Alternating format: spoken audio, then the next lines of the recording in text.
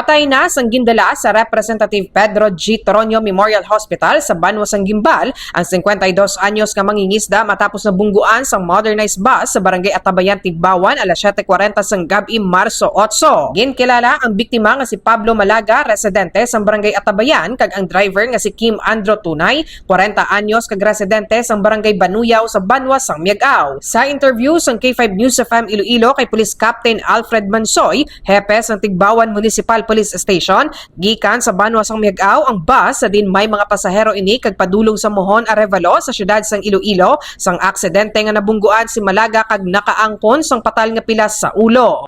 Nag-cross ni atong biktima sa kasada kag wala na naparahan sang modernized jeep kag naigo isa no ang iyang injury ni sa ulo kag pero patal niya to nga igo sa ulo.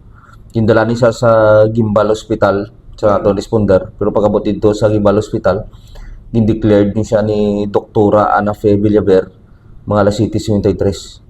Mga ka-K5 sa diring dalan sa may Barangay Atabayan sa Banwa sang Tigbawan, natabo ang aksidente kung sa diin ang modernized bus according sa kay Captain Mansoy halin ini ditoy sa Banwa sang Miagao kag padulong kuntani sa Mohon sa distrito sang Arevalo sa syudad sang Iloilo sang natabo niya ang aksidente kag based sa investigation sang Tigbawan Municipal Police Station ang ining victim halin sa tabok kag pagadto siya sa diri nga area no kay ti ang ilay nga balay toya ayon sa may baybay nga side mga ka-K5 kag since nga madulom ang lugar according sa kay Captain Mansoy nga posible wala na talupangdan sang driver sang modernized bus ang victim rason nga iya ini nga nabungguan mga ka-K5.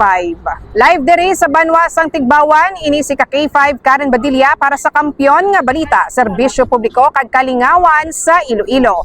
K5 News FM.